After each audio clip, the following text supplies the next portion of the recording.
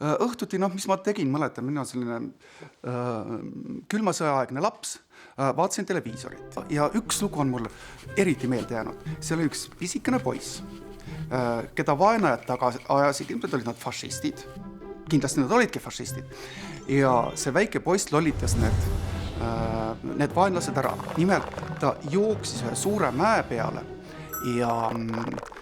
ja kui need vaenlased olid sinna mäe peale jõudnud, siis ta tegi ühe triki, lihtsalt rullis ennast sellest suurest mäest alla, need jäid pikal pilgul sinna üles mäe otsa vaatama ja poiss oligi läinud. Järgmise päeva hommikul, mis oli selline sombune, läksin ma üle nende pikkade niitude ja oma selle mäe otsa, mis tundus mulle tõesti hästi suur.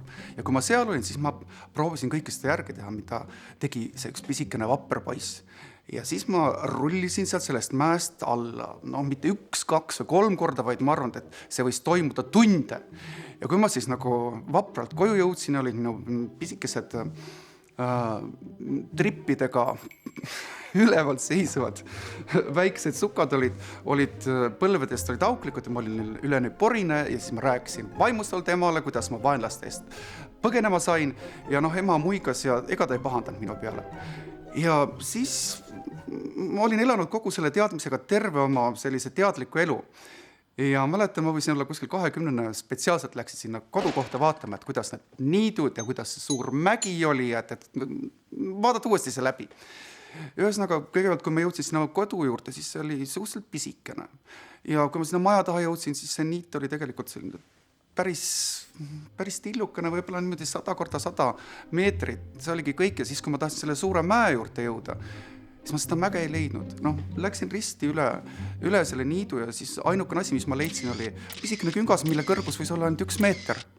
Ja siis ma seal seisin, mõtlesin, et kuidas see võib niimoodi olla, et ma olin terve elu elanud sellise kangelaselu ja mul oli nagu meeles kõik see, kui